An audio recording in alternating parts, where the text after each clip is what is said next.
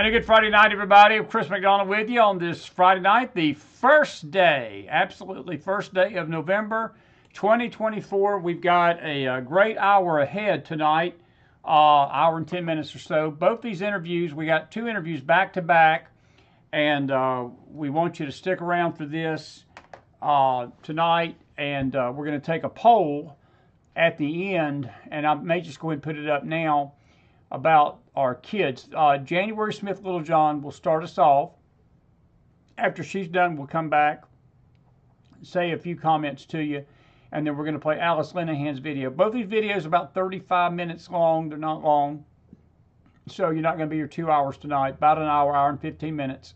And but these are two ladies that are fighting two different battles, but yet they're fighting the same battle. January Smith Littlejohn sued the Leon County school system down in Florida, where I grew up and was raised, honestly.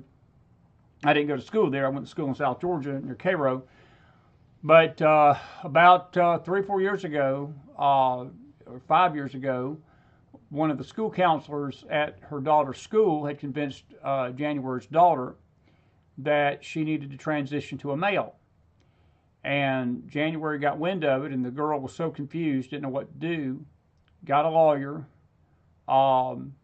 appealed to Governor, at the time Governor DeSantis wasn't in office, but he was getting ready to take office. This was in the last 3 or 4 years. And but the court system, the Florida Supreme Court ruled against her, And she's still fighting for retribution, not really retribution, but for some kind of closure with the school system to make sure this don't happen again to other parents. And you're going to hear that tonight. But she's basically going to tell you what's on the ballot here coming Tuesday as it relates to this transgender Domionism is what we call it. Bill Federer used that term to me here recently. And then Alice Linahan is going to follow her right after this tonight to tell you about the education system and how that is under attack too, and how our education system and the way that you will find safety for your children is going to look a lot different if Kamala Harris gets in as compared to Donald Trump. Again, this is we're screaming to the top of our lungs. We're doing everything humanly possible a person can do to encourage people to get out and vote, to get out, help this election. Because, folks, if this don't go right, the things that January Smith Littlejohn experienced are going to become mainstream policy. The things that Alice Linahan is going to talk about is going to be mainstream policy. Our education system is going to be turned over to Marxists. It's like it's very close to being that way now. So these two interviews are your Friday night special. We normally, I try to take at least one day off a week for some me time, but I feel like with the election coming up Tuesday, this was important tonight. Now don't forget, Monday, our next show on the news side, and we might do this on the face side too Monday night, but we're going to have 50 States of Prayer, McFilesForum@gmail.com. Don't send it to the prayer line. This is for McFiles Forum. If you'd like to pray over the country Monday night between the hours of 7 p.m. and 11 p.m., I hope we can get all 50 in 4 hours. Hopefully, we're going to shoot for that. But no Zoom. You ain't got to worry about coming on camera.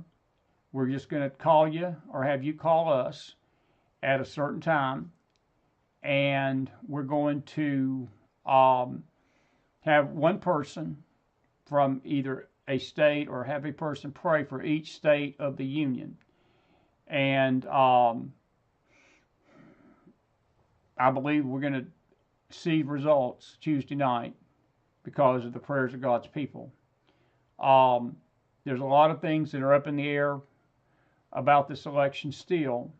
I heard the media today. I was stopped at a store to get a bite to eat, and I noticed, I don't know what network it was, but they said Trump and Harris were running neck and neck, and it was the mainstream media. And that sort of lets me know that he's probably trouncing her in some polls. They're trying to let you believe that they're neck and neck. I don't believe they're neck and neck. I think that he's got some momentum right now. But what he has tonight matters little in the next 72 hours because the only poll that counts is the one we take Tuesday night. And we're going to talk about that Monday night more as we pray. And my dear friend Chris Solomon, he was on here a few weeks ago, and I think that he said it best. You know, he said, Chris, he said, I'm not even praying for Trump to win as much as I am just a fair election, that it's free of any of this chicanery. And I'm with him on that. I think if it's that, we're going to be in more than good shape. But the intangible is always that thought in our heads of what happened in 2020. I think Lori Mills last night, if you were up with us late, we left that interview up on YouTube. And by the way, folks, our YouTube channel, we're getting shadow banned and shredded. I don't know. Please check your subscriptions on the McFiles News Network. If you're not subscribed to us tonight, please hit subscribe. We're slow dripping. We're about 100 a month is just going, and we don't even know we don't even know who they are.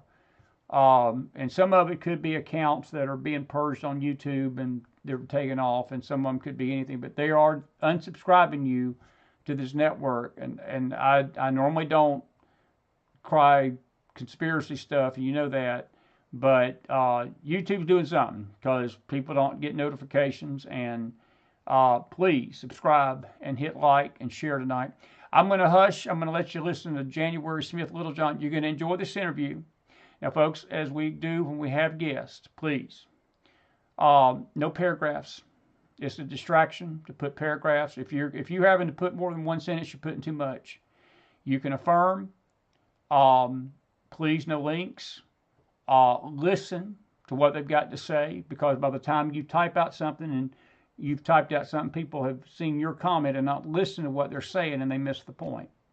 We're very protective of our guests on these pre-recorded interviews, so please do us that favor tonight. We're not trying to be mean and ugly. We're thinking of the other people that are in the chat and other people that are listening that want to listen. And the same thing with Alice. And then at the end of the show, for about 5 or 10 minutes max, we're not going to be on here long. We will take your comments and your few questions for tonight.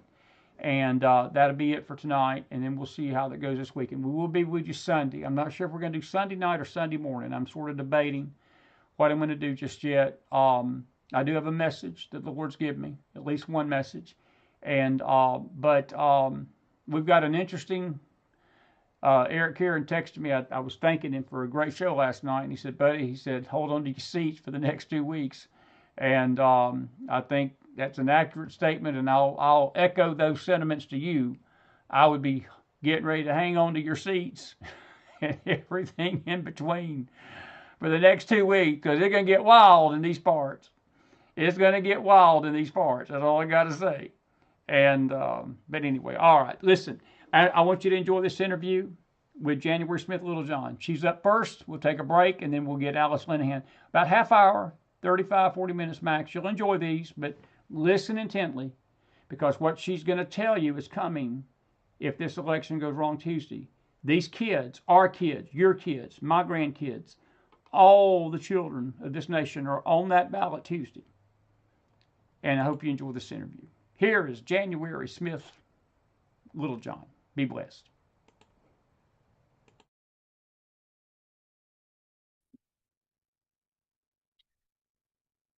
And a good evening, everybody. Chris McDonald with you on a very special pre-recorded McFiles program. We're grateful to have our dear friend January Smith Littlejohn back with us. She was with us before. It seems like it was in the spring sometime. It's been a while. And we're always grateful to have old guests visit us. And she's down from my neck of the woods where I grew up, North Florida, South Georgia area. And it's good to see you. January, good to have you. Now, January is my birthday month. So the name it alone just engenders a lot of friendship. And it's good to have you today. How are you? I'm great. Thank you so much for having me on. I'm always honored to have you. I know your fight has been one that many parents are probably going through. You've been sort of a warrior on the front lines of that, and we'll get you to update that in a minute. But I do want to talk to you a little bit about a couple of things. We are, as of the recording of this time, and this will air before the election, we're about a week away from really a crossroads in this country that I believe is so serious that you cannot even put it into words. It's freedom. It's more than freedom and tyranny. It's more than lawlessness, lawfulness.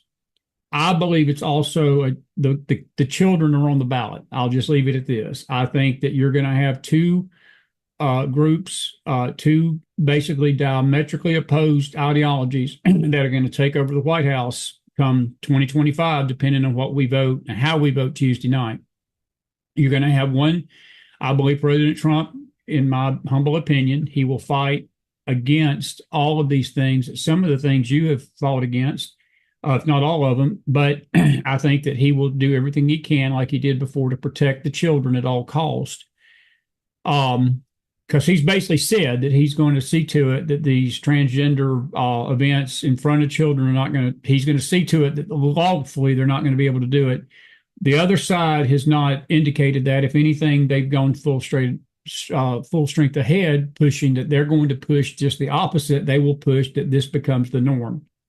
And as a mother, as a person of faith, and also as a person that has been on the front lines of this, how do you feel about this? And I know that, look, this is beyond being political. I want to make it clear to the audience tonight, we're not even being political about this. This is a spiritual matter.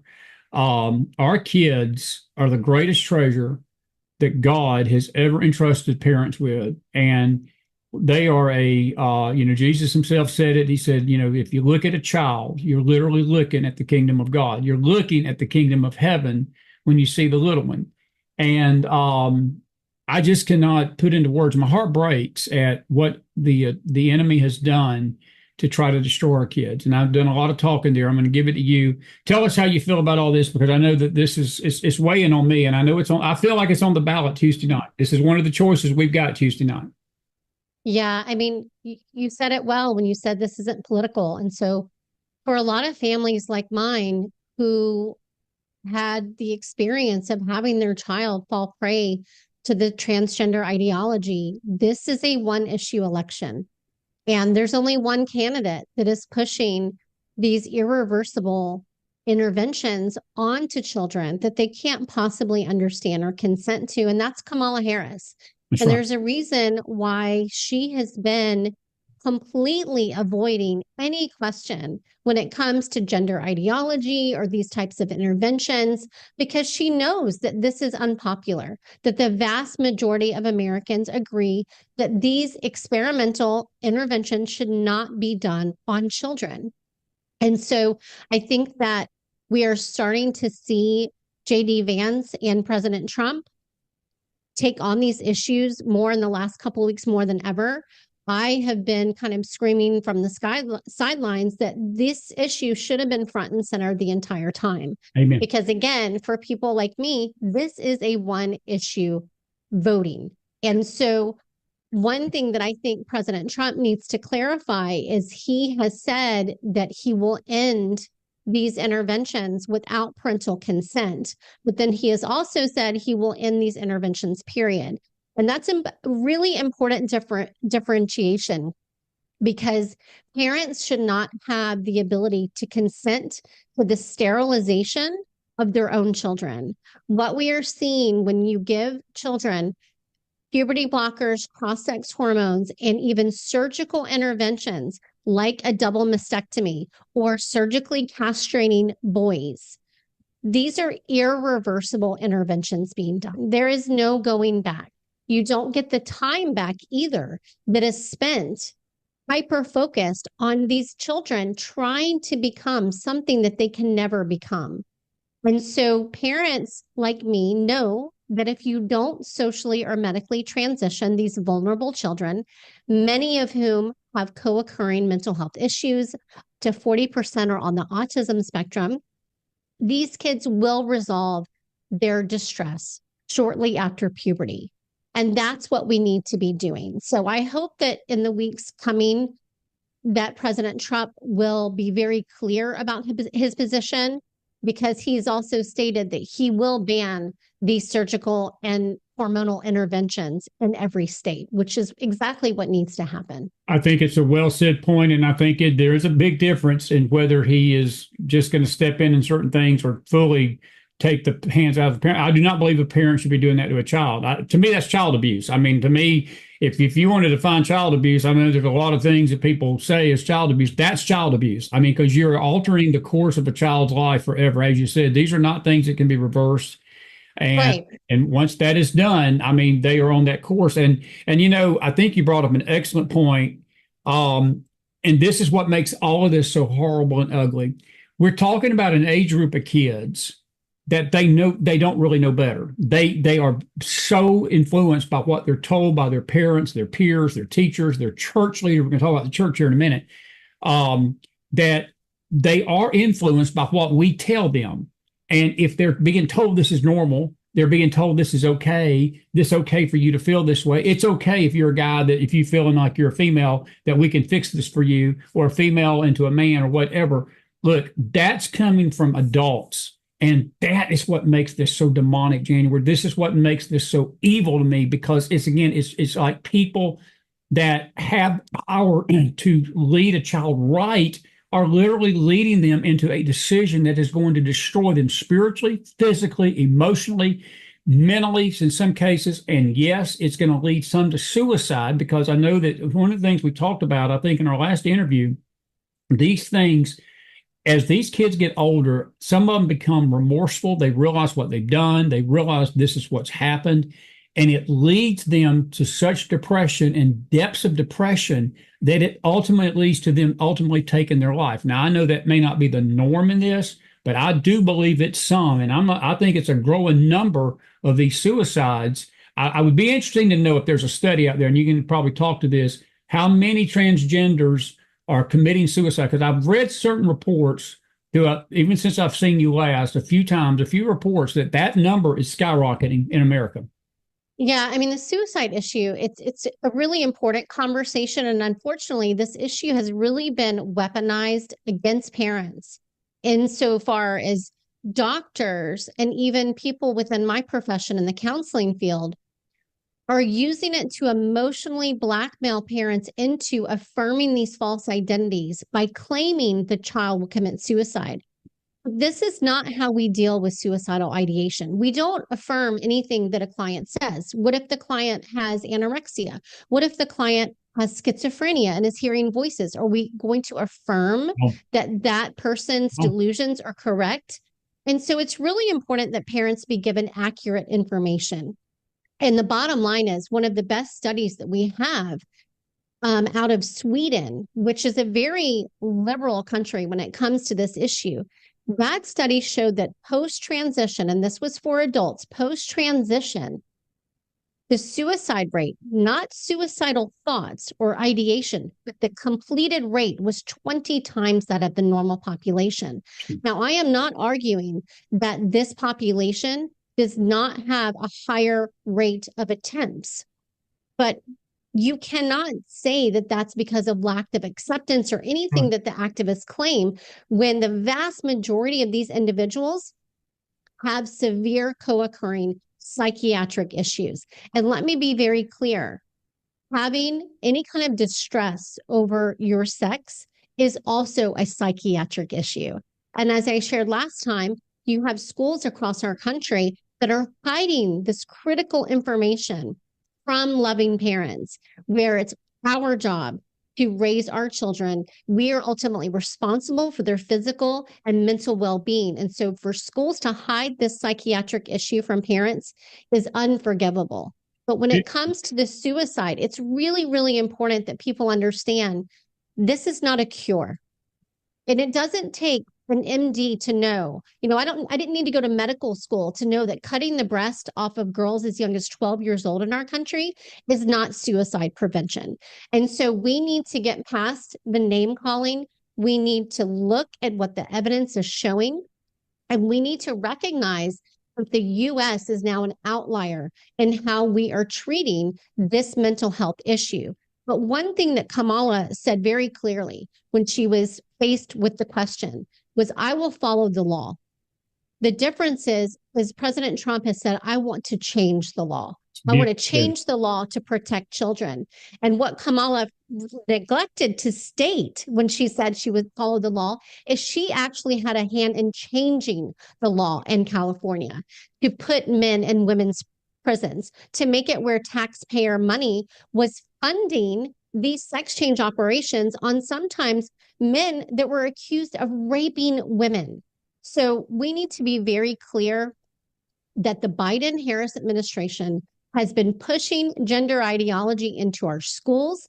They have proposed radical changes to Title IX, which thankfully a lot of organizations, including Moms for Liberty, fought against and filed lawsuits to get those stopped. We are talking about radically changing the landscape of our schools and what it means to be a woman and a girl in our country. But yeah, it's a mouthful, and I couldn't say it better, and it is scary. It leads me to my next question, because we're in 1,000,000% agreement with what you just said, but this is the $10 million question to us both, because I don't even know if I have an answer for this. I know the spiritual ramifications. I know the spiritual forces that are behind this. But what's sad to me, you can make that argument you just made. You don't have to convince me. I'm telling you something. I'm with you 1,000,000%. I can't articulate it. That's why I got you on the show, because you can articulate it a lot better than I can.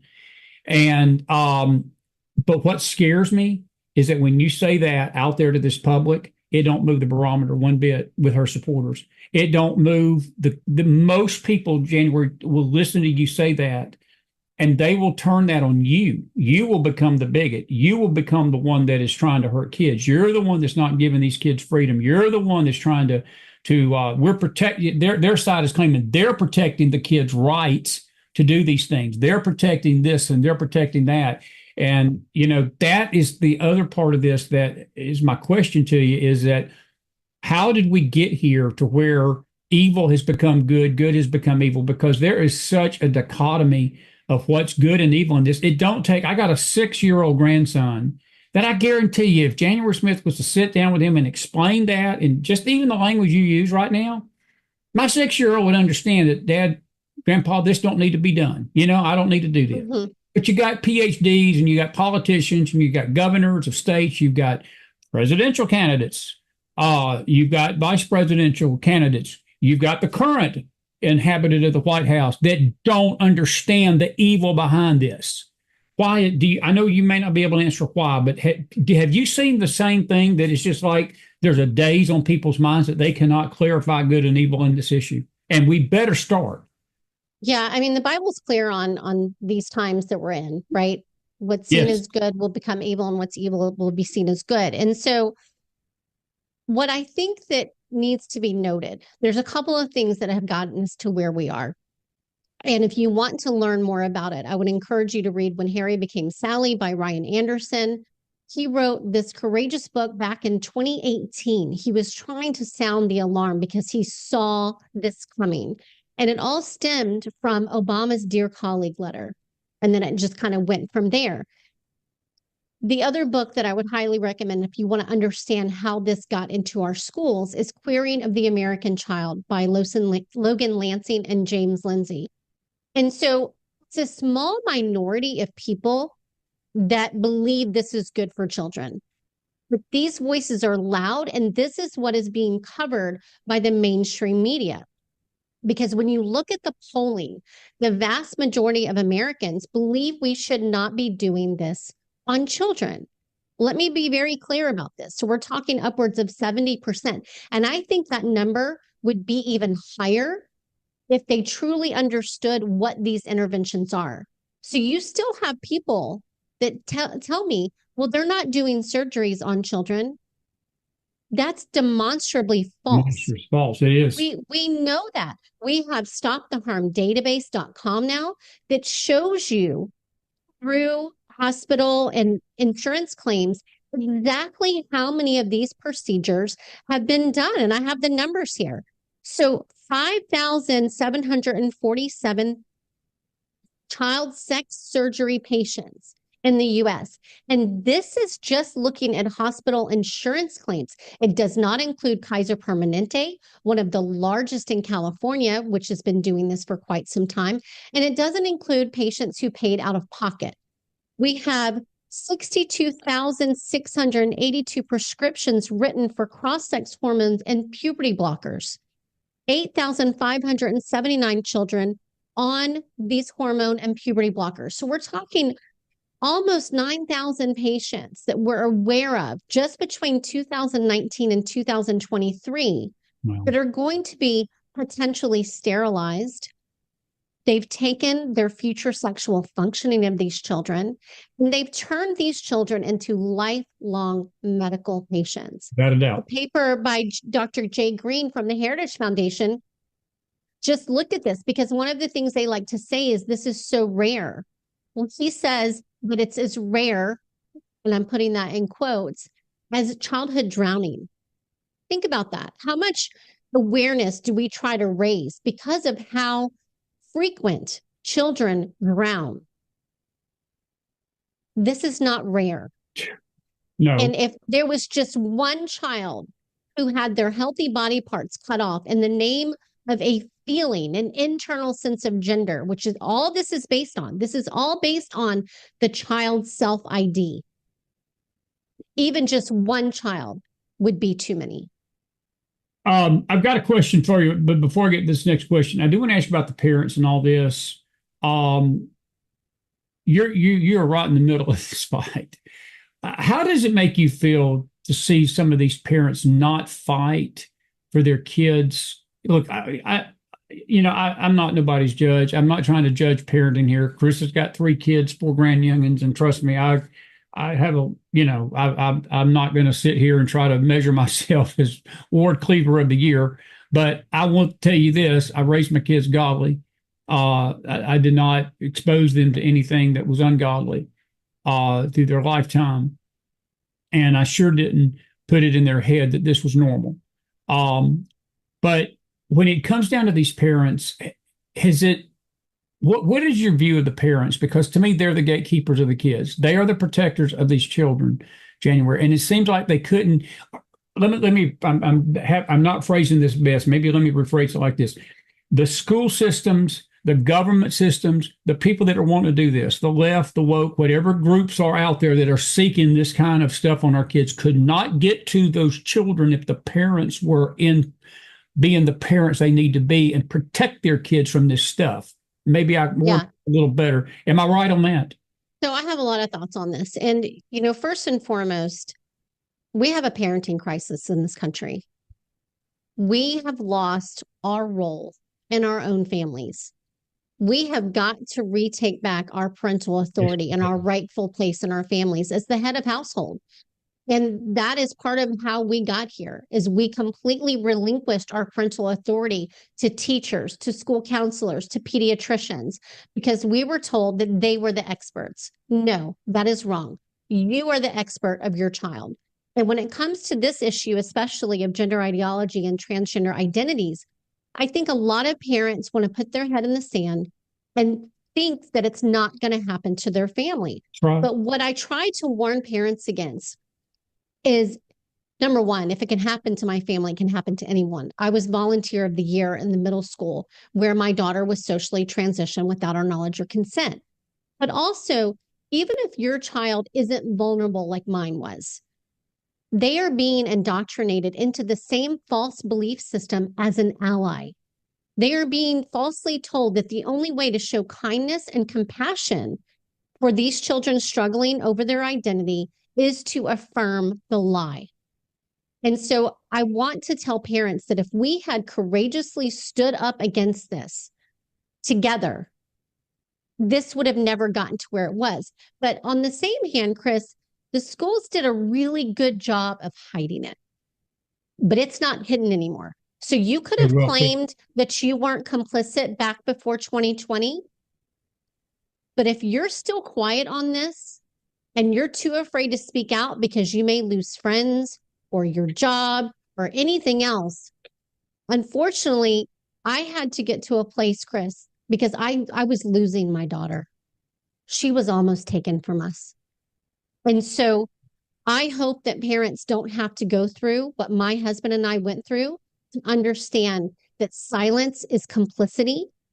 And we cannot afford to be silenced. You have much more to lose by being silent than you have by speaking truth. Bingo. And it's almost too late. It's not too late yet, but it's going to be, because if this goes poorly next week with the election, the truth that I have been speaking for the last 4 years will be counted as misinformation. You think the truth is being censored now? It's going to be much, much worse. And that leads me to my next question, because you segued into what I was going to ask you next. And this is this: how much, scale of 1 to 10, 1 being less likely, 10 being very likely, do you see criminal charges being brought against parents like yourself that refuse to let these kids do this? And you stood up for your child. You went to the school board. You sued the school board. You did that. And I think you just worded it beautifully.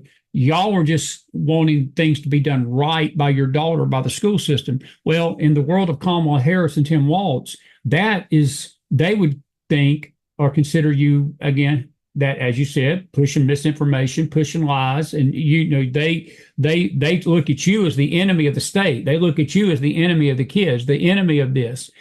And the same thing goes for parents. I think of those school board parents up in Virginia that was raising, about the pornography and raising about, I've seen so many videos in the last, just in the few months, these dads and moms, even a teacher, there was a teacher up in Virginia that literally told her own school board, said, you all are the worst purveyors of filth to our kids, more so than the porn houses here in town. And I was like, wow, she had some courage as a teacher. And she said, I will not be teaching this garbage to my kids.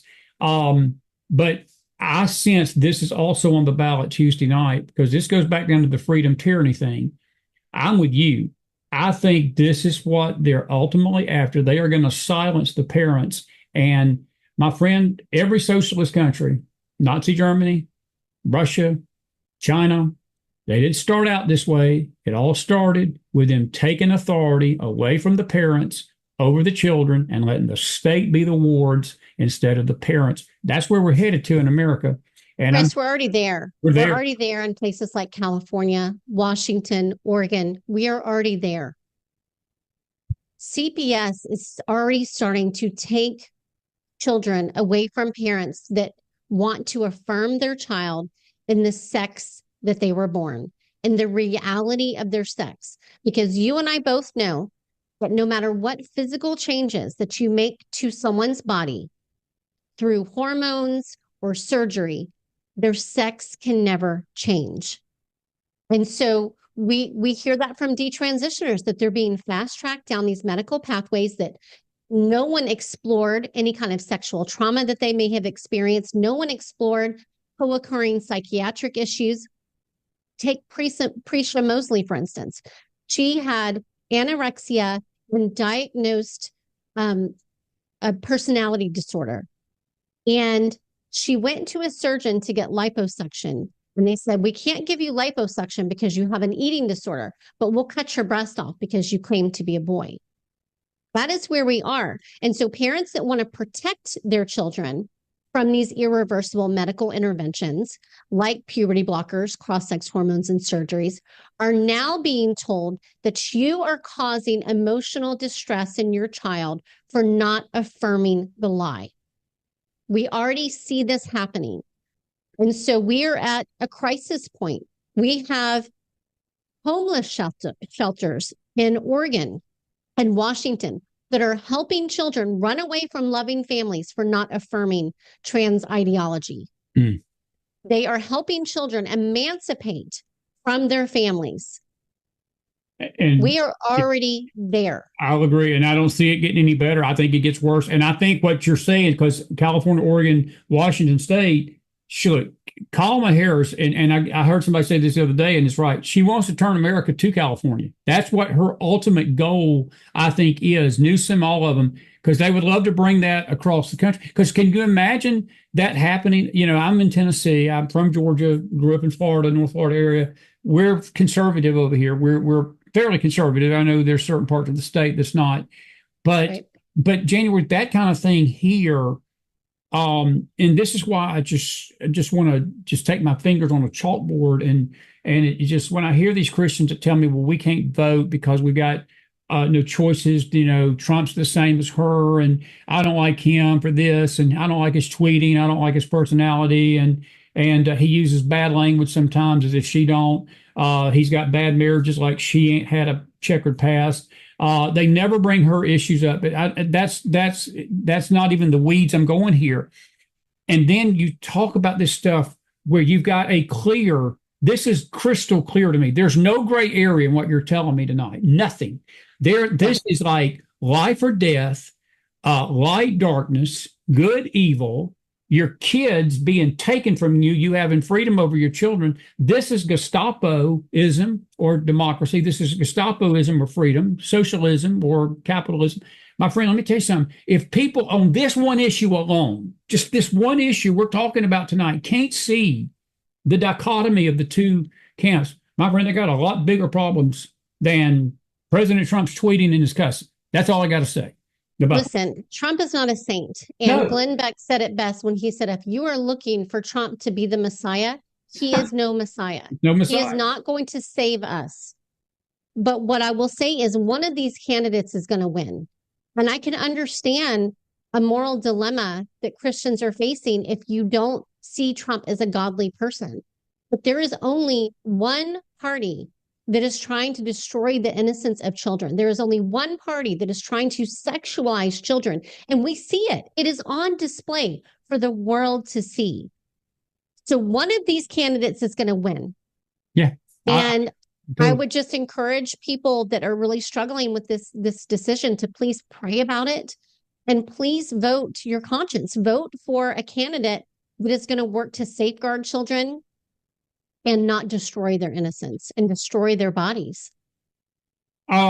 we got about 10 minutes here, 15 minutes. Let me ask you this. You got a book I want you to talk about a little bit because it's wonderful book about the church because I wanted to save that to the last because I want to give you enough time to give due diligence to this, and you can take as long as you need to.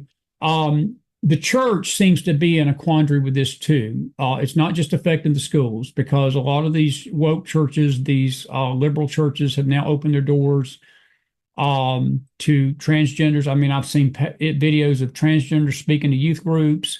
And with this library stuff, it's a good thing. January Smith, Littlejohn would disown Chris McDonald because I would be on every YouTube video. I got 4 beautiful grandkids that live right near you. Their transgenders are not going to be speaking to my grandkids at the libraries without Papa Mac, Papa Bear, say something about it. I'm telling you, I'm not going to be happy about it. But well, the church. But go ahead. What you was about to say. Well, let me be clear. I think the church should be open to everyone. Well, without a doubt. And that is the only way to show people the love of Jesus. Correct. But to teach children that the only way to show kindness and compassion is to affirm someone's delusion about themselves. Totally agree. Is the opposite. It is completely antithetical to biblical teachings. And so myself, along with Bernadette Broyles, who is the president of the Child and Parental Rights Campaign, she's also one of my attorneys, and a pastor by the name of Israel Portier, have written this church transgender response guide. And we're even doing training for churches as well, because we have got to get pastors off the sidelines. You can download this guide or get a hard copy at childparentrights.org and also inquire about the training that we're doing.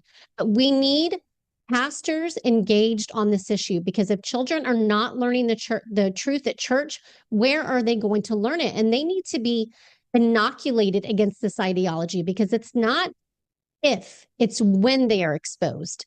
And so pastors, youth pastors, children's ministries, we have to be given a consistent message, and it has to go beyond that you are created as male or female in God's image. Thank you. You have to go beyond that. You have to tell these children, and that can never change. No one should ever try to change your identity in Christ. No one should ever try to tell you you are born wrong or can be born in the wrong body. If they do, they are lying to you, and they are not a safe person for you to talk to. We have got to go back to basics and teach our young children, like your grandchildren, that if someone tries to talk to you about gender, sexuality, or pronouns, they are not a safe person. Put your hand up and say, stop. I don't want to have this conversation, and I need to call my mom. That is where we are right now. And so pastors and parents, we wrote this guide for you. It's almost 100 pages long. We have appendices back here, one of which I wrote on how to parent your child through this confusion, because as you know, my daughter is now a senior in high school, completely free of confusion. And then my attorney also wrote a really important chapter on what to do if CPS does come to your home, because there are things within your legal rights that you can do to protect your parental rights. But a lot of parents don't know what to do. So this guide is great, not just for pastors, but also parents. It talks about what the ideology is, how it's being taught in schools, what is being taught in schools. And it also talks about how we need to teach children to stand in truth while also showing people compassion. They have to be able to guard their own hearts against the lies that they will be exposed to. But we, as the adults in the room, also have to be willing to stand in truth, because children look to us to tell them the truth. And so we need to do a better job of telling kids the truth, blessing their sexual identity. Why are all these girls trying to escape womanhood?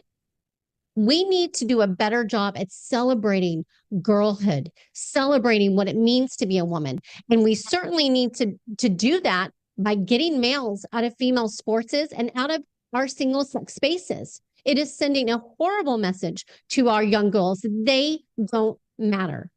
And so you have, there's so many arms to this monster of gender ideology. There's the school issue. There's the parental rights issue.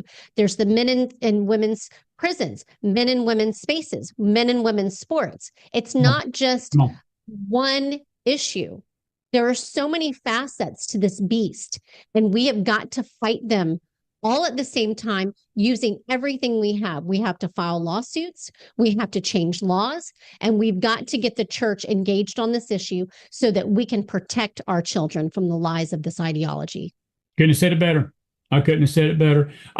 We got about 5 minutes or so here. I wanted to ask you a question. I saw something you posted, and I want to commend you for it, first of all, but I want to ask you about it because I think this too was on the ballot Tuesday night. This issue of life in the babies. And I love the fact that you posted that beautiful picture. I actually reshared it, and I posted it on our Telegram room as well as our X account on the show. That 20-week-old baby is not a blob. That 20-week, that is not a fetus. It's a life. It's a human life. In January, not only is all these things we've talked about tonight, but life and death is on the ballot. And I cannot help but think the verse that's ringing in my ears that I have put before you, life and death. Choose this day which you choose, life or death. I've put the choice before you, as God told Israel many, many times. And I think that he is putting this choice again in front of American voters this year, this week, that you are choosing a candidate that's either going to support life or you're choosing a candidate that has promised to destroy life, even up to 9 months and beyond. This bunch on the left and Kamala and Tim Walz is the same Ralph Northern group that when Ralph Northern was asked about this as the governor of Virginia here 3 years ago, he literally said, well, if the baby comes out of the woman's womb stillborn, we'll just break its neck and make it comfortable and break its neck. That's as chilling and a demonic, dark, satanic statement that an individual can make. But what made it satanic even worse, he was a leader. He was the leader of the state of Virginia. That's on the ballot. And, Yeah. I think that, it's funny. When I look at you, you're a hero of mine. I've really been honored to have crossed paths with you. And we need to get you on more. I've talked to you about that. We're going to get you on more next year, because we really need your voice more than we've ever needed it about this, because this issue is becoming, I think, it's not just a political, again, I want to make it clear to the audience tonight, this is not even to me a political campaign issue. This is a spiritual, look, the heart of a nation. No nation survives doing what we're doing to our kids over a long term and on a mass scale like we're doing right now. No nation survives this, and no nation survives the killing of babies. No nations ever survived abortion and the slaughtering of the innocent. And that too is on the ballot, is it not? Well, especially here in Florida, we have Amendment 4. They are trying to put abortion in our state constitution. And, Allie Beth Stuckey has been so courageous on this issue. And she says it best when she says, it's not political, it's biblical. And so we as Christians have got to stop shying away from these conversations, because this is not a left-right issue. And you're exactly right. The picture that you're referring to was of a fetus that's 20 weeks old. And Dr. Ben Carson said it best when he said, if it's not a human, then why are you harvesting its organs? So well said. And so this idea that, we know that life begins at conception. But the left has been so profoundly good at trying to use euphemisms like pro-choice, like top surgery, bottom surgery, because they want us to think about our bodies as completely separate from our minds, that no matter what we do to our bodies, it doesn't affect us spiritually. And that's just not the case. Our mind, our body, and our spirit are one. And so when it comes to this amendment, they played all kinds of games and lies, number one, to get this on the ballot. And there are so many issues with this Amendment 4 in Florida. I am really in prayer that it doesn't pass, but I'll never forget, I was going to Publix and someone was out there with, one of the petitions to get it on the ballot. And she was lying. And I called her and I said, can I look at that? And she was saying, don't you want exceptions for rape and incest and the mother's life, protecting the mother's life? We already had those, Chris. We already had those. We already have them. They lied in order to even get this on the ballot. And now the language is so vague that it does not define viability. It does not clarify the definition of what constitutes a healthcare worker that can perform abortions. And, I think this really it's going to put a lot of girls in harm's way. And it also, by the way, removes parental consent. Yeah. So it will be the only medical intervention in our state that does not require parental consent. It only requires notification. So you can have children getting abortions and their parents have no idea that they could be harmed or hemorrhaging or, anything that can go wrong during these abortions. Parents need to be aware and know what's going on with their children. I have no idea what the notification status even would be, or how long in between the time that the child gets an abortion, etc. It's just, this is a horrible, outrageously extreme amendment. It is. And I am really in prayer that it does not pass here in Florida. I'm sure there's other ones. I've heard that there are other ballot measures across our country and other states, but I have been very focused on increasing awareness about this amendment. That's not even the correct way to go in terms of, we don't enshrine things in our state constitution, especially when it comes to the life of a fetus. So true, buddy. And I will say this: I give your governor a lot of kudos. And this is an unrelated question, but I want to just give him a shout out on this show and ask you about this. And just in 1 minute, you have to go into great detail about this, but I think it's a fair statement. I don't think Florida will ever quite grasp the leadership that Ron DeSantis has shown. Y'all have had two absolutely horrendous hurricanes hit y'all state back to back. And I was very, very impressed with Ron DeSantis during these hurricanes. But I've also been impressed with him, with his fight for life, his fight for the children, his fight against these things that are trying to destroy our kids. And look, if he runs in 28, he's got my vote. He does. I think him and Vance will make a heck of a ticket myself. But I will tell you this. He deserves a lot of kudos, and as a Floridian, a former one, and I'm speaking to a current one right now, would you agree that he's done a great job in leading in this area, and the hurricanes too? Because things could have been worse for Florida, but Ron has done his best to help Florida get back on its feet. Oh, he's been an incredible governor. I'm so incredibly grateful for his leadership, for his courage to stand for parents, to stand for life. I don't know of any other governor that has fought on this amendment like he has. He has just been tremendous. And I am incredibly grateful for his leadership. I pray that all the people coming from other states into our state don't adversely affect it. I hope that we stay red so that we can continue to prosper in the way that we are doing now and continue to protect children. I mean, we even have an incredible DOE secretary, Manny Diaz. He's incredible. And so that is all under the direction of Governor DeSantis. And I hope that we just continue on the correct path in our state.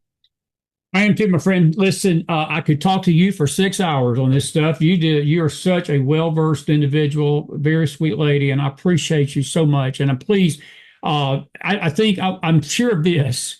After next Tuesday, this issue me and you're talking about will still be at the forefront of our government and our nation. And I'm sure we're going to need you a lot next year to come on and keep people aware of this, because people's memories are short, and we do a show like this. It's awesome. I'll get a lot of feedback at the beginning, and over time people will begin to let it sort of fade, and it's just human nature. I'm not fussing anybody about it. It's human nature. And it's good to have people like you that come in and jolt us a little bit to say, this is the fight that's going on out there for you kids. And I deeply, deeply appreciate it. I'm going to ask you to have a word of prayer over our nation before we leave tonight. Thank you so much for being with me. Have a word of prayer over our nation as we say goodbye. I'll give you a final thought. If you got a final thought, just wrap us up and then pray for us. No, I mean, my final thought is just to parents out there that have children that have been seduced by this ideology. Don't give up. Don't give up on standing in truth. Reach out to me directly. I will help guide you to the resources that help my husband and I. And your children are worth it. Just continue to fight for them, inoculate them from this ideology, and don't think it can't impact your home. Amen. Let's have a word of prayer, my friend. Okay.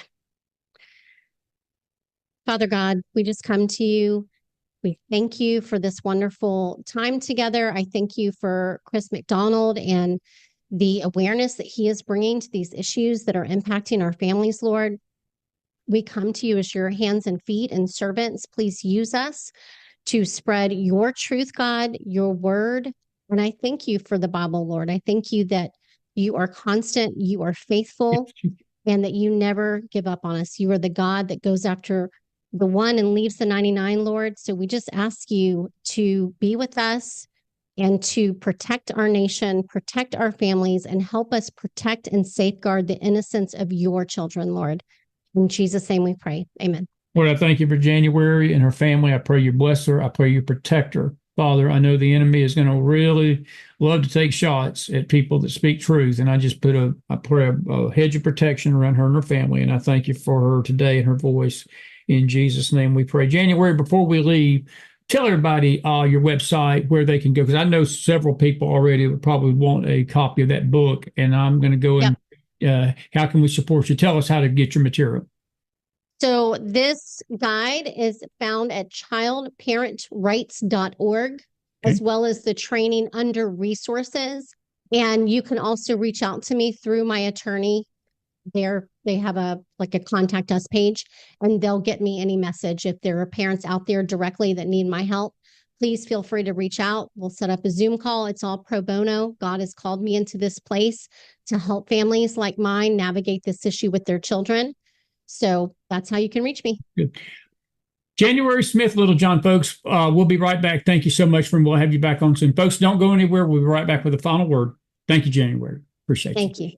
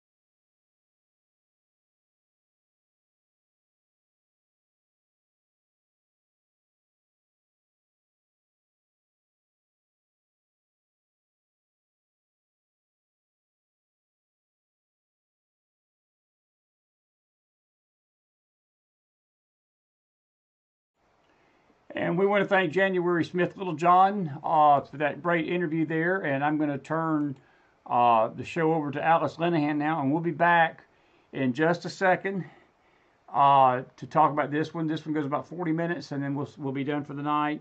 And here's Alice Linahan on another part of the election. It's our education system. It's on the ballot. Come Tuesday night. Roll the tape. And a good evening, everybody. Chris McDonald with you on a pre-recorded McFiles special interview. We are always grateful to have this dear lady back with us, Alice Linahan, Women on the Wall.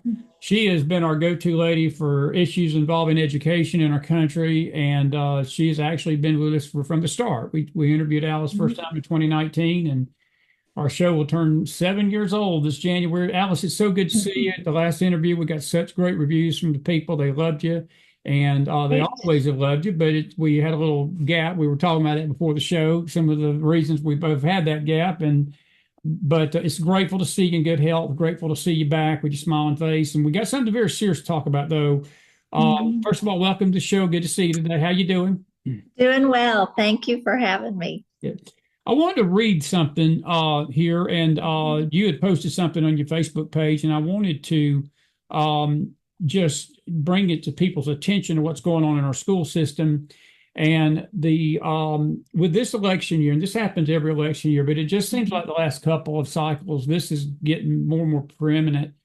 There's a high school in Denton, Texas, that gave the students a writing exercise, and I just want to just give a sampling of the questions that these kids were required to write about. And number one, I want you to get this.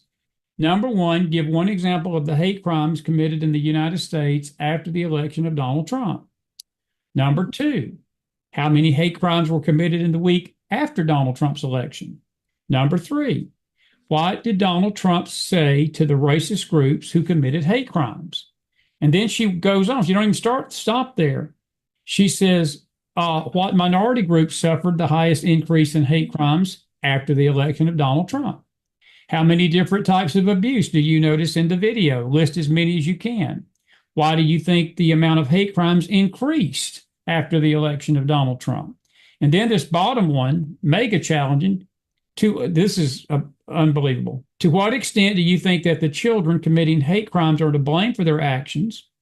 Why do you think that Mark Patak from the Southern Poverty Law Center called Trump's statement incredibly disingenuous? It was a hit piece on Trump, this video.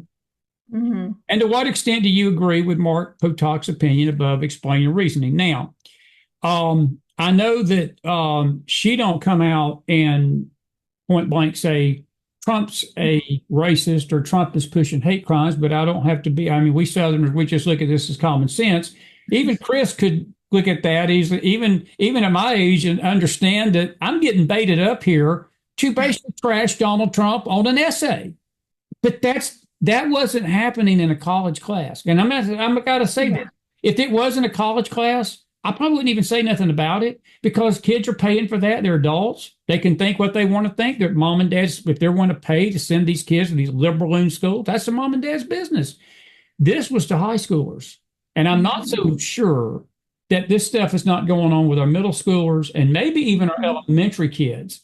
But it caught my attention, and I know it caught yours because you mentioned it on your Facebook page. What's your thoughts about this? Because you see this as a trend that's going on in the nation. Give us give us the format of this and the context of this test, because it was very grievous to some parents that this was given to their high school students. Well, we've talked about it for years, that there's a shift in education, the whole system, kindergarten through the workforce. Now, remember that, because I want to talk about that in a second. Kindergarten through preschool, through the workforce. And it is a shift away from reading, writing, math, and history to values, beliefs, and behaviors. We've all heard about, the diversity, equity, and inclusion, social emotional learning. All of that is tied into this shift. And we've talked about it before, that there has been federal and state laws that have been passed by Republicans and Democrats alike to facilitate this shift in our education system.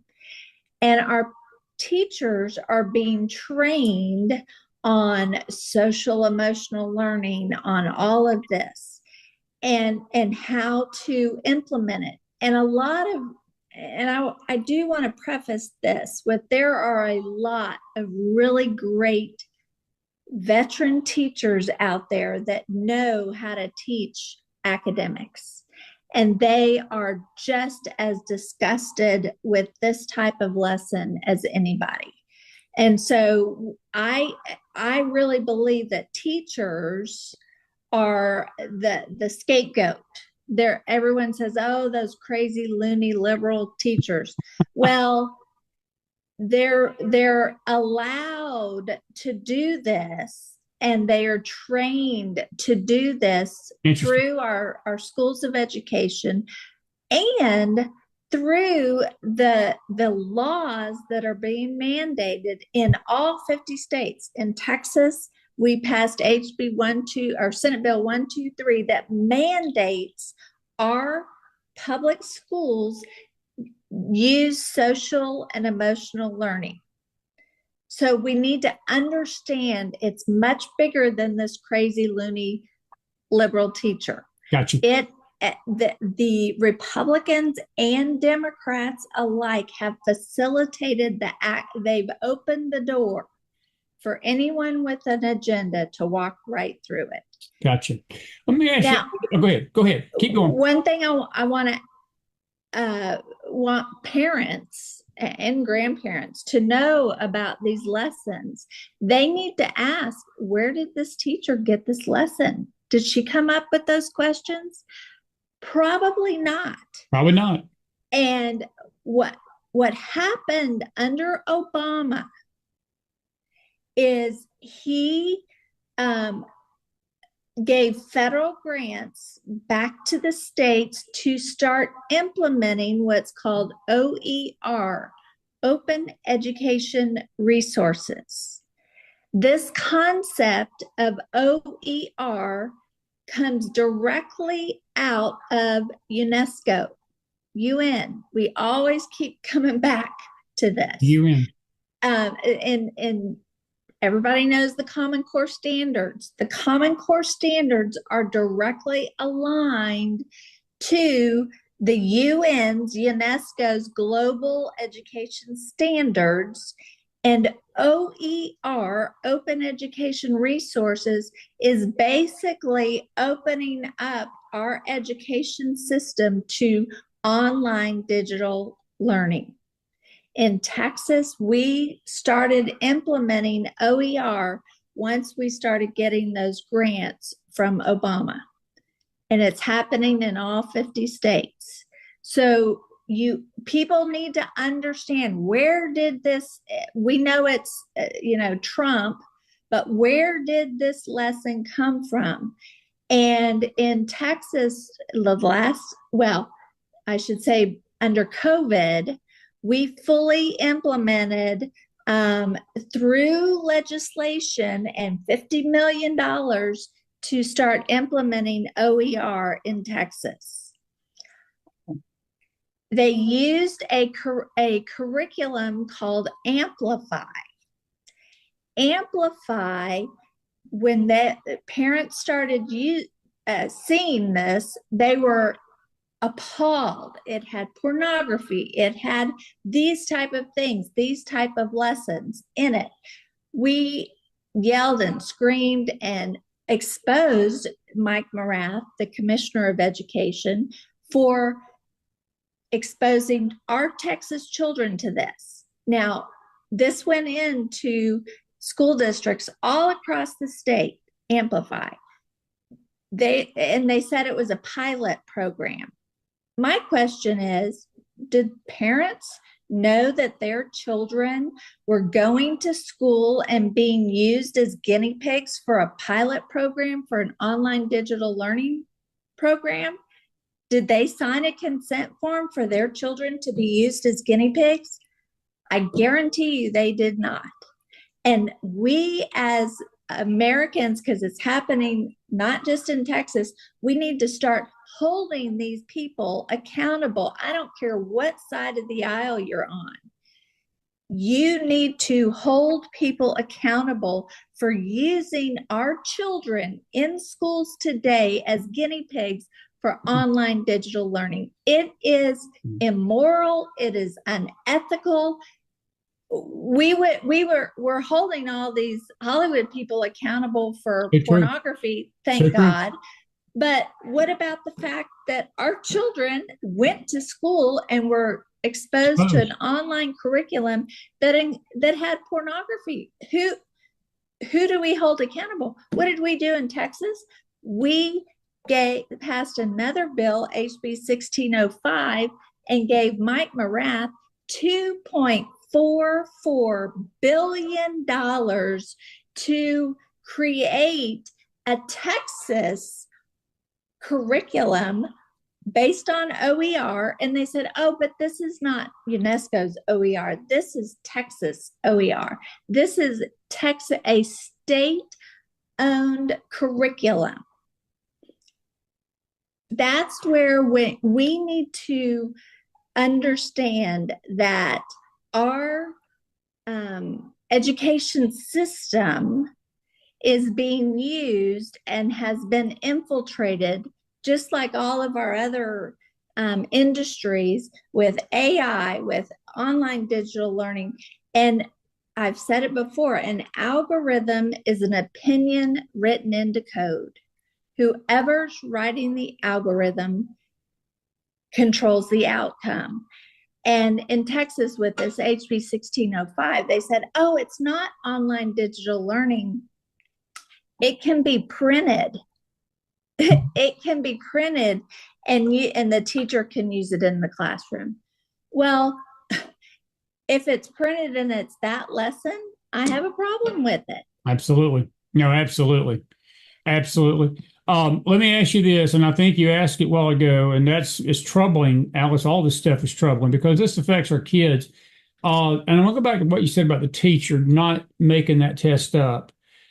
How much of this do you think is going on across the country? And I got to say this, look, I'm not a big fan of TikTok, but I think that a lot of these parents that are being very wise when they go before the school board that are recording what they're doing. Yes. Because the school board they can go back out and say, well, this parent came in, was rude, they were obnoxious, they threatened us and all this stuff. And I've not seen one TikTok video yet of a parent that has confronted the school board that was threatening. They were raised hell. They were basically saying, you're not going to teach my kids this crap.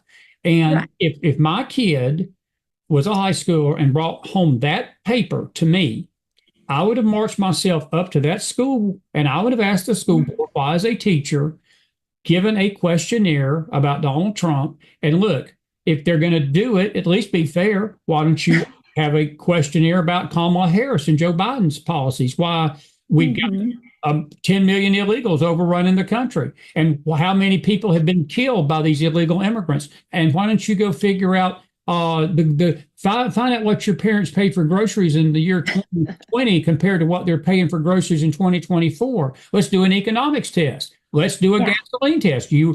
Find out what your parents were paying for gas in 2020 compared to what they're paying for gas now.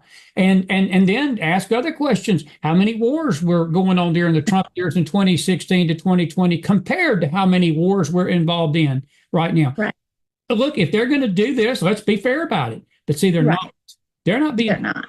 Question to you: do you think this is rampant, or do you think this is isolated, or do you think that this is a part? Because I'm with you.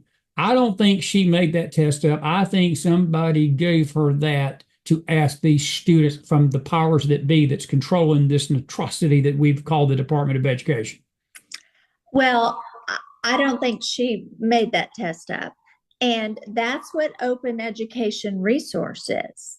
It's opened up to everybody. And even though the state owns the curriculum, the internet's wide open for these teachers. I had a situation with my own daughter where she was in a philosophy or an English 3 class, and they were talking about philosophy, and the teacher sent them online. And my daughter, I had opted her out of being on any technology in the classroom. So the teacher was sending them online. So she told her to take this quiz on her iPhone. So my daughter's taking the quiz and she's going, "Ooh, my mom wouldn't like this." So she screenshotted it. And it was asking questions like, you say, it had them fill out a questionnaire. And it was asking questions like, do you believe in an almighty and loving God? Agree or disagree? Wow. Do you believe the Holocaust happened as written in books? Agree or disagree? Do you believe children should be protected at all costs? Agree or disagree? It was like 30 questions. And then at the end, the software program spit it out a conclusion. And my daughter's conclusion said, you say that you believe in an almighty and loving God. And you also say that you believe children should be protected at all costs. But there's natural disasters and children are killed and maimed all the time. If there was a God, he would save them. Questioning God, questioning the existence of God. Yes. It's so my daughter she knew, because I'm a fighter like this, and she knew that was not right. She's like, oh, my mom doesn't want to see this. Good for your daughter. Yes, thank God. But what I did, I went to that teacher and said, what is this? And she told me, this is an AP advanced placement class. She told me my job as an AP advanced placement English teacher is to teach these children how to think. No, that's not what they're told to do. That's not what they're told to do, Alice. That's the first job. But go ahead. But she was trained. She was young. She was just came out of college, teaching, college. She was trained that's her job. And so that she didn't know any better. A veteran English teacher, AP English teacher, knows that's crossing the line. But she's trained that's her job, and she's to go online and find that type of a quiz. So what I did, instead of going after that teacher and being an uproar at a teacher, I went to the school board and I said, look, I hold you accountable for this. Come on. I hold you accountable for not knowing what kind of curriculum is being used, what kind of websites are our children being exposed to. I hold you accountable because you hold the purse strings for the professional development of that teacher. You hold the purse strings for the online digital learning. You hold the purse strings. So we need to start understanding where these things are coming from and where the roadblocks are that we can put in place. We do need to be very involved at our local public school district, whether we pull our kids out or not. We need to know what our tax dollars are going to for all of this online digital learning and technology in the classroom. We need to know that. And here's the other big thing. When you couple bills like 1605 and all this online digital learning and the state owning a curriculum, and then you have the state passing school choice laws where money follows the child, eventually what's going to happen, like what's happening in Oklahoma, when that money goes to that private school, they're no longer a private school, they're a public school because they're taking public funds. And there's rules and regulations and grants to use online digital learning owned by the state. If you are a homeschooler and you take that money and you are forced to be evaluated like a teacher is evaluated in a public school on if your child is up to par with this Common Core college and career readiness, social emotional learning, behavioral standards. So it is when people need to understand there is no choice when the government's controlling all the rules and regulations. And I am in major crosshairs with the conservative Republicans because their whole way to fix education is school choice. And I'm saying, no, if you are a constitutional conservative, do you want universal health care? No. Why would you want Universal education. School choice. Come on. It's so simple, but and I'll tell you, the big players in all this are, Jeb Bush, Betsy DeVos. Well, last week, this is a big story. Last week here in Texas, we have a guy. His name's Corey DeAngelis. I saw that on your page. He is funded by Betsy DeVos, American Federation for Children. He has been touted as an expert in education and school choice. He's in Tennessee. He's in Oklahoma. He's been all over the country pushing this universal school choice. He's on the platform stage with Heritage Foundation and Kevin Roberts, and in Texas with Texas Values and all of the Texas Public Policy, all the so-called Republican conservative organizations have held this gentleman up to be the expert. Now, let me ask you this. His resume is 15 pages long. He went to school at University of Texas in San Antonio, UTSA, got his undergraduate in economics, then went to University of Arkansas and got his doctorate in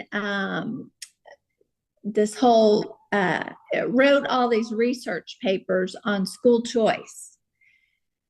Goes to Washington, gets introduced to all these people. By the time he's 30 years old, he's got 15 pages of research, and he writes a book called The Parent Revolution, and it's touted.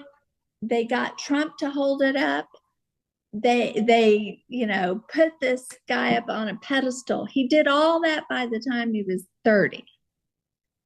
That's impossible. And we had been warning all of these conservative Christian organizations, don't mess with this guy, you're messing with the devil. And I'm not saying he even knows. I think he's a pawn. I think he's been groomed. I'm not saying he is an individual as the devil, but he's been groomed by the devil. And don't play with this. We had documentation of him being an expert policy analyst for the UN, for UNESCO. We had documentation of him saying that he's an atheist. We posted that. We printed that. We took that to all these people. They ignored us because there was so much money pushing school choice. Well, last week it comes out he was a part of a films for gay pornography. He was a part of this. We were warning them, and they would not listen. And so when you see the bigger picture of this kind of online digital learning, you see the big picture of the amount of money going on both sides of the aisle to groom these people. That teacher, she was groomed to do that. The teacher that exposed my daughter, she was groomed to do that. These 30-something-year-olds that think that they are the leader, they're not teachers. They're trained as change agent leaders. So true, buddy. That's 100%. I'm with you 100%. I have to tell you, it's opened my eyes a little bit today because, I was probably one of those that railed on the teachers, and I probably have never understood what you're giving to us tonight, because I think that most people out there, they blame the teacher without realizing the structure behind the teacher. And I think what you said about the school board. Look, I've got no love lost for the school boards of this country, because I think they are the gatekeepers. They have allowed these teachers in, and it's almost like the ministry. And I'm not trying to highlight a certain type of faith, but it would be like a parish or somebody that there was a priest that had a history of pedophilia at other parishes. You know that, and then you open your door and expect him not to do the same thing in your parish that he's done at 30 other parishes. And Right. the same thing, the same principles applying with these teachers, Alice. And you know what you just said that struck me was the 30-year-old comment. And it hit me. We've got kids teaching kids. We've basically we have got a bunch of youngins trying to teach our youngins instead of adults. And I know people would argue with that. Well, no, they're adult when they're 18. They're not an adult when they're 18. That's the legal age, but their minds are not seasoned to be adults at 18. They're just not. And if you notice, not to interrupt you, I'll let you talk, but because I'm going to wrap this up in about 10 minutes, 10, 15. But all these cases where these teachers are caught abusing kids sexually, have you noticed it's not a given that all of them are like this, but I would say 80% of them are 20 to 25-year-old, either men or women, that are messing with 17, 18, 19-year-old kids, 8, 16, 15. You got, again, kids messing with kids. And I think that's something that needs to be looked at. And I'm not saying that we need to keep these young teachers out, because right now, like in the state of Tennessee, we got a shortage of teachers. We can't find nobody. So they got to turn to these youngins to do this.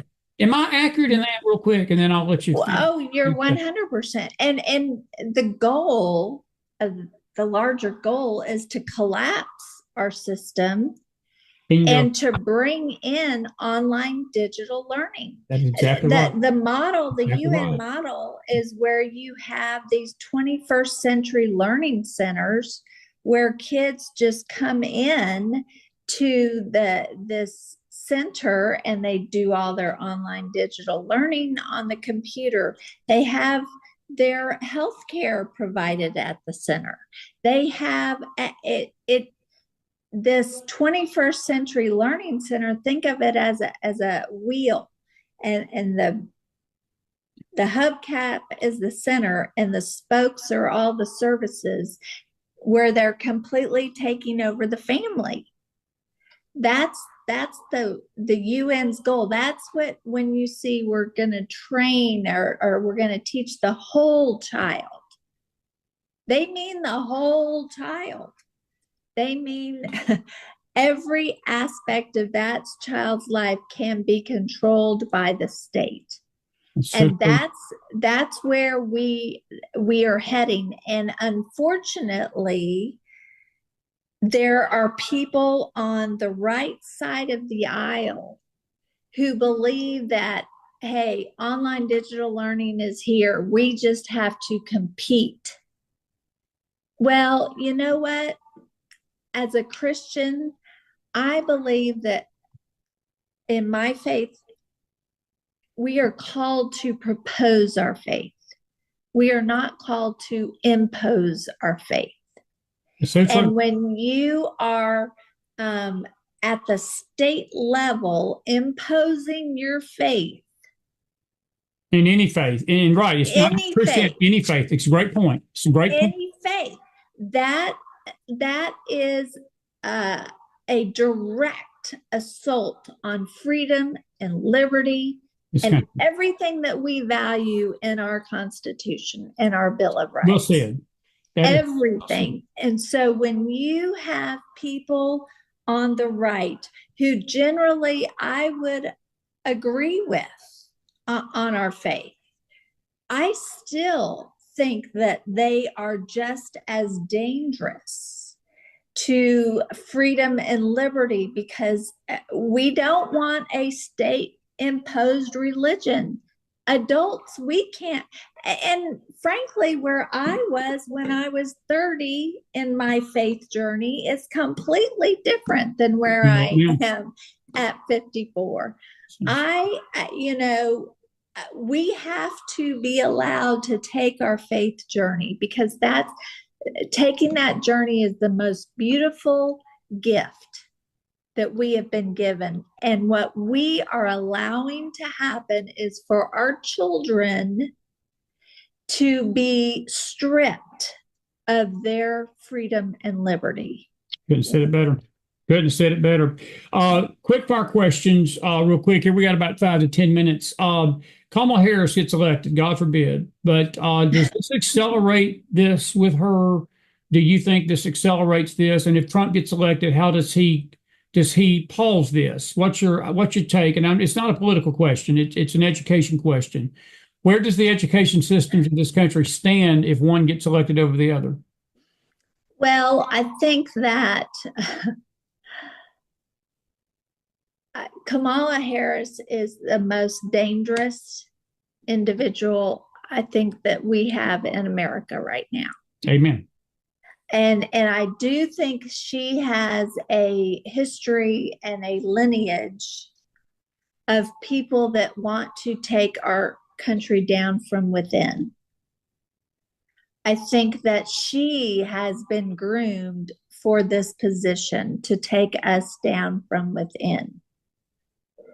That to me is, I will fight to get the word out on how dangerous this woman is.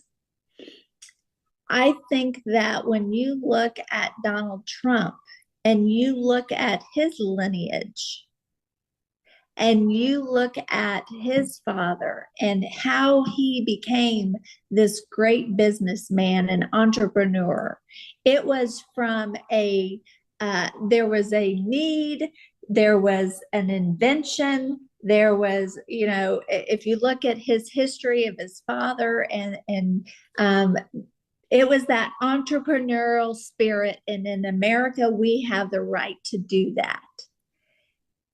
When you look, I truly believe that he has a love for America. I do too.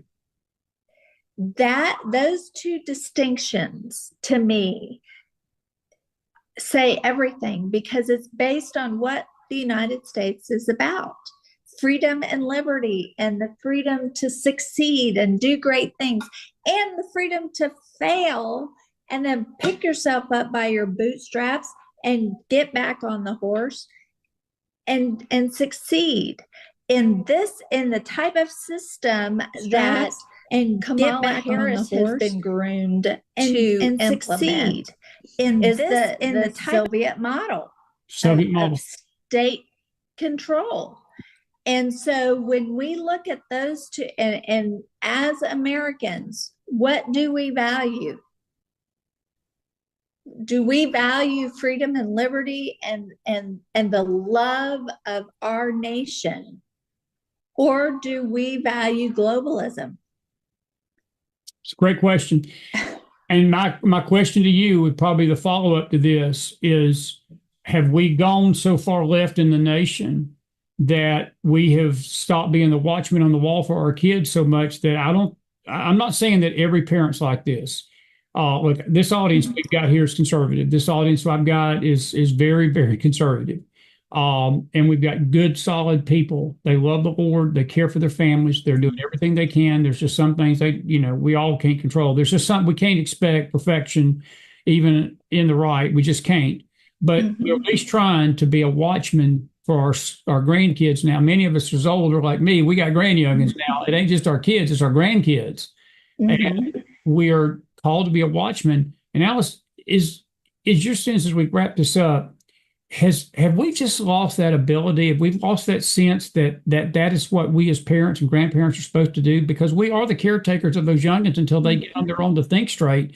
And these things that you're talking about affects them from the cradle to the workforce. It does not stop after high school. This stuff follows these kids into their 20s and 30s. And I will tell you this, from what I've understood, once a child hits 30, and I've seen this in my own youngins, I got two boys in their 30s, their mindset to life has been set. There's things that I see them believing that, I can't change. I talked to one of them about how he believes, and I'm not getting an inch with him because he is settled now with what he believes. I got a 22-year-old that I'm sort of molding a little bit and directing in the right path, and he's open to discussion. But once a child hits 30, they've pretty much formed their belief system of what they're going to believe, maybe for the rest of their life. Is that accurate? And in lieu of that, as we close, how serious is this to the parents tonight to become watchmen on the wall and be concerned what the school boards are allowing in their school systems? Well, I think there's always hope. Of course. Because in the end, the blessing is God wins. Amen. And that's what I have to hold on to every single day. And I think that we see things happening in the world, and it's all in chaos by design, I believe. By design. But I also see daily, you and I are on this show today. I talk to moms and dads every day who are, asking the questions, are see it, and they don't want to be groomed. And so I think that my calling is to expose the truth, to get people to, and I've talked about it before with Women on the Wall. We ask parents and grandparents to go into their schools and ask, can I see what you're teaching my child? Can I see how you're teaching my child? What is the professional development of the teacher? What are the instructional materials being used? And can I see who's financially benefiting from the curriculum products on which my child's teacher is evaluated? It's interesting. When you take that journey from can I see, which is really a weak position, when you go from can I see to I can see what you're teaching, I can see how you're teaching, I can see what the instructional materials are, and I can see who's financially benefiting. It's not my child, and frankly, it's not my child's teacher. When you have a community of moms and dads and grandparents that come together and go take that journey together, that's how we win. That's how, when you see a community coming together, just like close to you and with this hurricane, those people, it doesn't matter if you're Republican, Democrat, Black, white. We're all Americans now.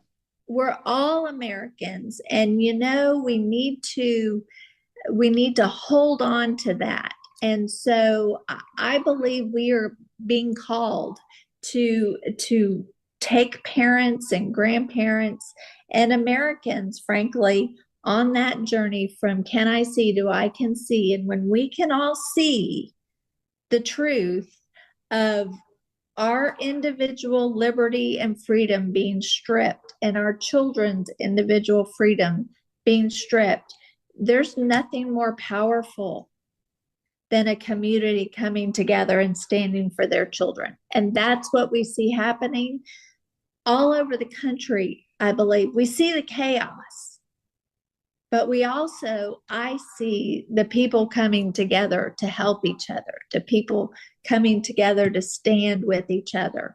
And that's where I have hope. And you know what? If Kamala gets in, God help us get through it.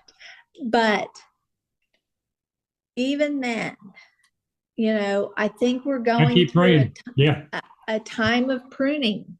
We are. And a time of pruning. And so we need to be in constant prayer for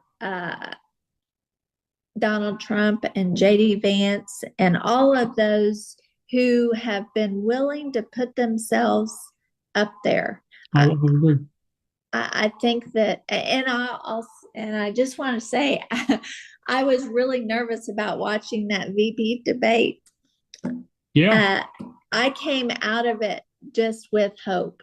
I do too. J.D. Vance, I think his piece bodes well for the nation ahead. And look, if something happens and she gets in, I think that he has got a good place in 2028, and I think he did himself well. And I think that a young man, and I'm with you, there's others like him, the younger generation, some of the younger generations getting it, whereas old folks have been hard-headed and we didn't get it.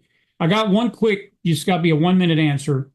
Why is it a fair statement that all tyrants and all tyranny, all dictators, all regimes, all communist regimes, they always target the kids? All socialist regimes target the kids. All any kind of oppressive government of history. I mean, this goes back to the Romans, this goes back to the Russians, it goes back to the communists, the Chinese, everything. It doesn't matter what, the socialists in Germany, the fascists, they always target our kids, Alice. They always go after our kids. That's why we've got to be watchmen on the wall and watch women. Yes. Tell everybody your website, because you got something called Women on the Wall for that very reason. Tell us the website for Women on the Wall and your education.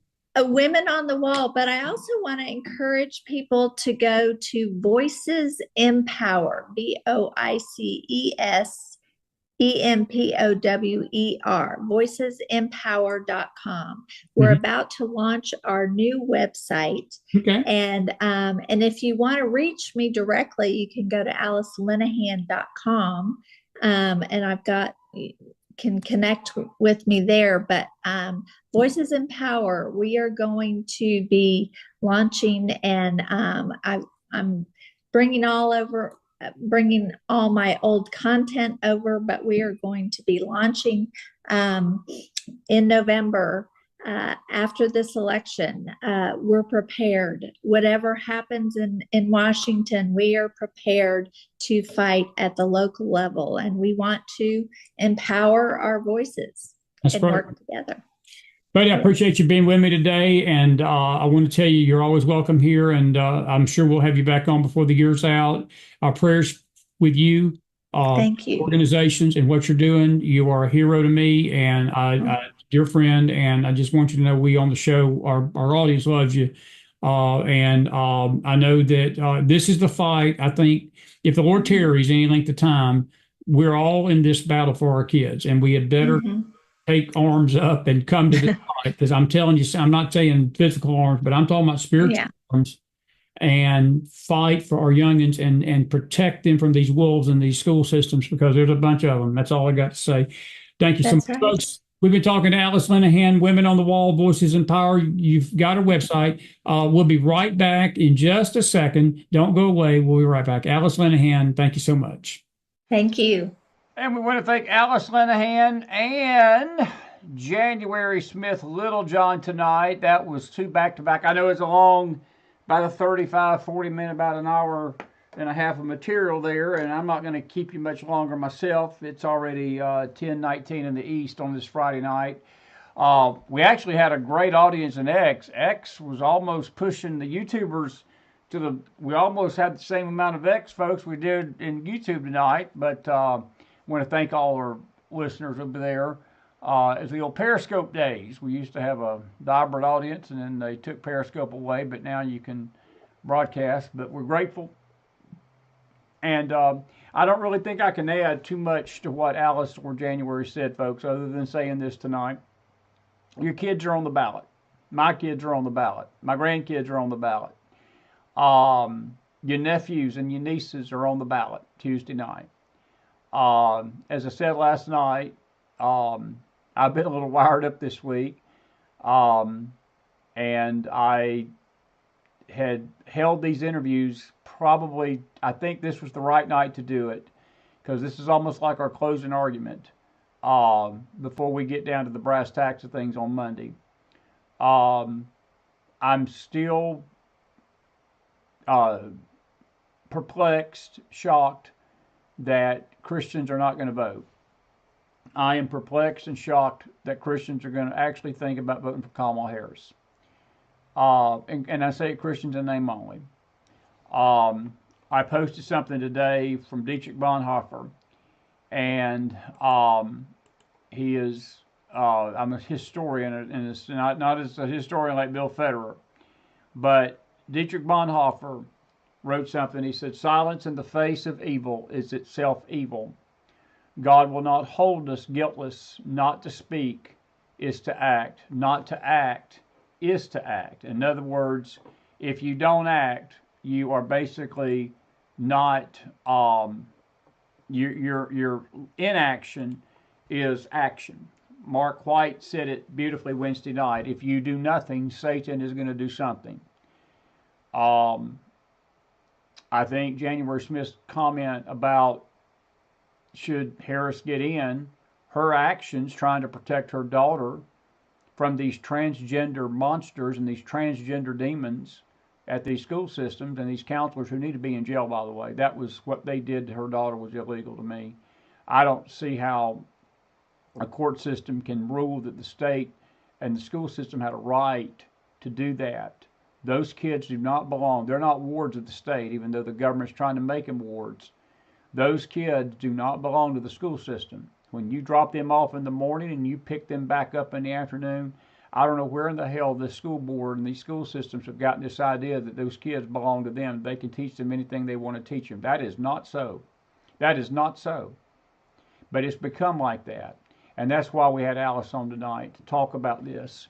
And it goes beyond the teacher. I think she made an excellent point, and something that I hope we carry with us, that it's not just the teacher that's involved here. So if a teacher sends something crazy home while you're a student, yeah, get mad at the teacher, but you need to carry it above the teacher's head, because likely she was given marching orders from above, and likely she was not alone in what she was trying to do. And the whole system, I was that questionnaire that they gave her daughter, does God exist? Do you believe in an almighty God? And then another question, do you believe in natural disasters? And then to draw the conclusion for the kid at the end, well, if God's such a loving and almighty God, why do natural disasters kill people? And again, you place that to an adult, we can see the veneer, we can see the motive behind that. You place it to a teenager, you place it even to a college kid that's, again, their thinking is being shaped.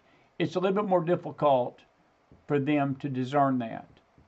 And I know, we tend to say, well, why can't the kids see it? Well, I have a little bit more sympathy because I got a 22-year-old, and I get asked those kind of questions from him. And I'm telling you, he's a great kid. I love my son Caleb. He's a jam-up youngin'. But even in the short time that he went to college, these same forces were implanting things in his head that his father, Christopher Wayne McDonald, has had to gently correct, and his mindset, even at this age. They're after you kids, folks. And if we sit back and we do nothing Tuesday night, you are basically outsourcing your children to devils. I don't blink an eye saying it. I don't beat around any bush. You are outsourcing your children's future to the devil. And if the Lord tarries, and little Johnny and Susie comes home one night and they tell you they don't believe in God because of this godless system that you have allowed to, and I say you, I'm talking to all of us. I'm not saying to this audience. I'm going beyond this chat room tonight. Let's just say those that are lazy and those that are apathetic and those that don't give what about their country and they don't care about their kids. Well, when Johnny and Susie comes home and spits in your face and tells you they don't believe in God and they believe it's okay if they're a little boy that they need to turn into a girl, and if they're a little girl it's okay if they turn into a little boy, don't blame anybody but the person in the mirror. Don't blame anybody but the person in the mirror. You can rant and rail about the school system all you want to. You got a chance Tuesday night. I'm not saying Trump's going to fix everything, folks. I'm not saying he's even going to stop some of this train that's going down this hill. But I will tell you what, he will pause it. I do believe he will pause some of it. And it will give us time to regroup in 4 years and get this right. James R. brought this out this week. Man, we've had some great guests this week. James R., we've had James Akers, we've had Mark White, we've had January Smith Littlejohn, we had Lori Mills last night, we had Miss Magdalene Rose last night. I'm so excited for her to be with us Tuesday night. We had Alice Linahan. All of these, it seems like the whole interview system of this week has been one big message to the country, screaming for people to get involved on Tuesday night, because our decision Tuesday night is going to affect more than just us. It will affect our children, literally. What you just heard tonight is the crossroads that we're all at. It's the crossroads that we're all at. We've made our final argument. It's up to you now that's listening to me. I know many of you in this chat have voted. I'm proud of you. Many of you are working at the polling stations. I'm proud of you. Many of you have gotten involved in your local government. I'm very proud of you. Many of you are taking initiative and keeping up with what's going on in the school board. I'm very proud of you. Keep on the fight. Keep the fight. Fight the fight. Fight the good fight of faith in these last days. I think Alice said something there at the end I caught, and I thought it was very encouraging that no matter what happens Tuesday night, she said, Chris, we're going to the local level and start trying to fight for these kids locally, because that's where really it all starts. It is these local school boards. Some of you have time to do this. Some of you maybe need to think about running for the local school board. I would be very interesting to see how many politicians we have in Washington, D.C. that have turned out to be demagogues and monsters that started out probably sitting on a local school board. And if there's a positive influence on that school board, you can influence policy at a local level, folks. And my dear friend old Tamara Lee, I hadn't talked to her in a long time. I tried to get her back on the show. She's been busy these days. She said something to me, I guess it was 2019 for the first time. And she said, Chris, the swamp starts in your backyard. And she said, if you will get the swamp out of your backyard, it won't ever get to Washington, D.C. And most of the time, these swamp creatures in D.C. have gotten their start, you guessed it, on a local school board, or a local city council, or a local municipality. And that's why elections matter. And that's why you need to vote in every election that you have. A local election, a state election, a federal election. We got a federal election coming up Tuesday night. I'm going to be nice tonight. I'm not going to name call and call them nincompoops and whatever, even though I want to. But I'm going to say this to the Christian. I'm making the final argument in this case tonight. I'm making my final plea to those that are sitting on the fence and listening to these ignoramuses. And that's what they are, folks. They're just ignorant people. They're just spiritually ignorant people. At the very least, they're spiritually ignorant. I would say something more worse, but at the very least, these spiritual ignorant voices that are telling them not to vote.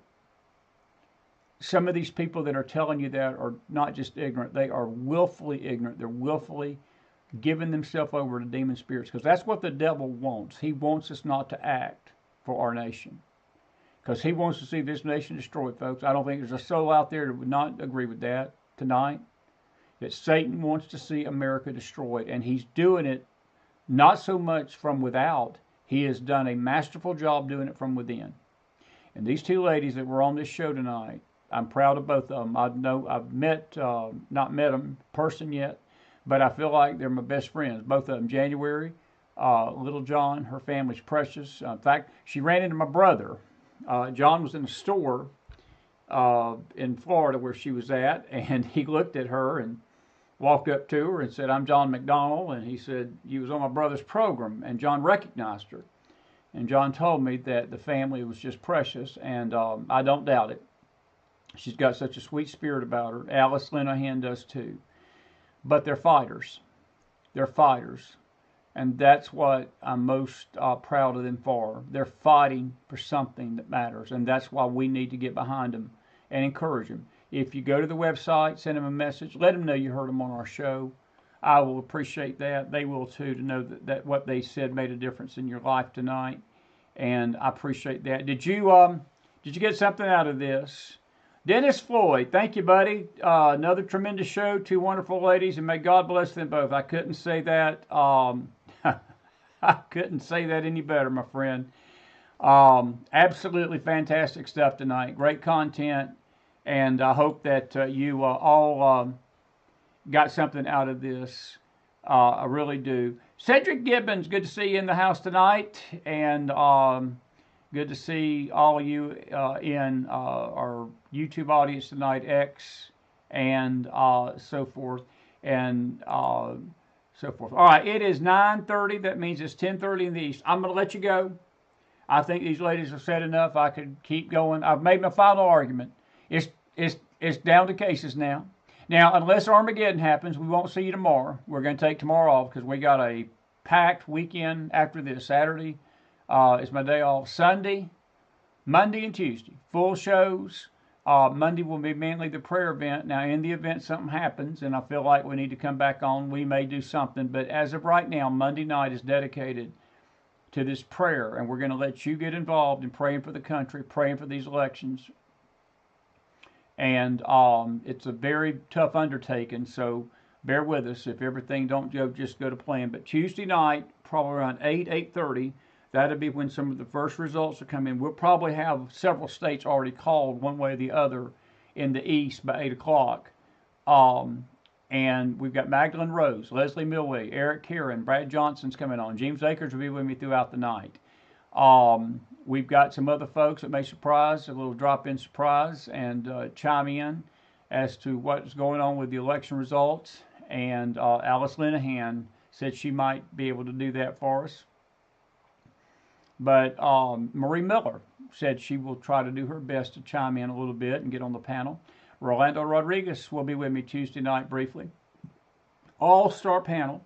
And I told Lori Mills last night I'm going to be up. It'll be, if I start going past midnight, I may have to get Lori in here to keep me away. Call in, because last time we didn't get off the air till 2 o'clock, 3 o'clock in the morning, and still didn't have a result. I don't know if we're going to have a result this Tuesday night.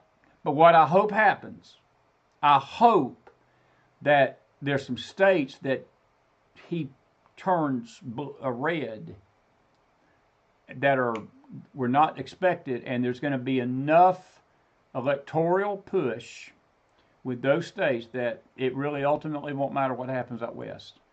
I'm praying, that's what I'm praying for, that this thing is decided Tuesday night, and in margins that there's no room for error and there's no room for lawsuits.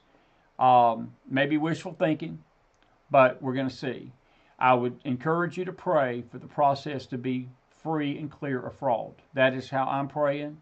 I'm praying that every scheme that this left machine is pushing is going to fall to the ground and be revealed. And I encourage you to join me in that prayer. Did you get something out of this tonight? Did you get something out of this? Good stuff. Carol Smith, yeah, please share this show. It's pretty good. I tell you, I'm proud of both Alice and January. I'm my heart is full, and we have again made our plea, and I don't think we could have ended the week on a better note than these two ladies tonight. I think they hit a grand slam. They just didn't hit a home run. They hit a grand slam. But folks, these are the things that are facing your children, and our kids are on the ballot. Our kids are on the ballot. And our grandkids. Our grandkids. And if the Lord tarries any length of time and I'm gone, I don't want my grandkids in this mess. I just don't want to see my grandkids. And I know they're going to be homeschooled, but the influences of this evil that is descending upon the earth is beyond words. And I saw somebody out there saying we need to have more faith about the election. You're at a network that has plenty of faith about the election. We've never not had faith about the election. Somebody says you got to have faith. Well, my faith is in God. And I will assure you that my faith will still be the same Wednesday as it will be in Tuesday.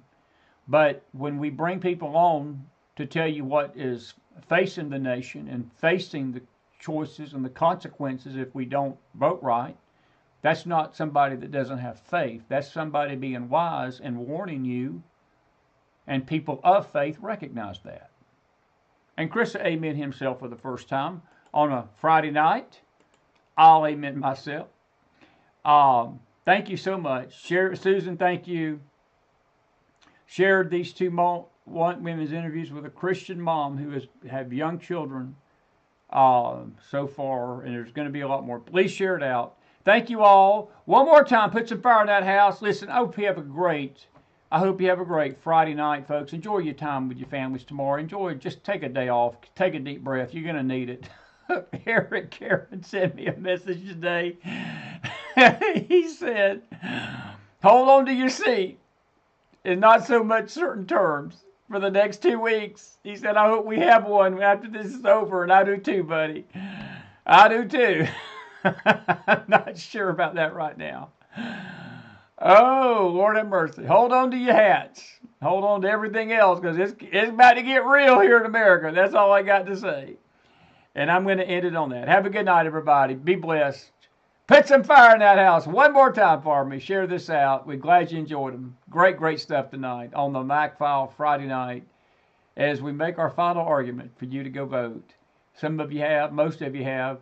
You got Monday and Tuesday. Tuesday's election day in the country. Be blessed out there. We'll be in touch. Have a good night, everybody. May the Lord bless you. Thank you, Alice Linahan. Thank you, January Smith Littlejohn. Excellent tonight. May the Lord bless everybody. Good night.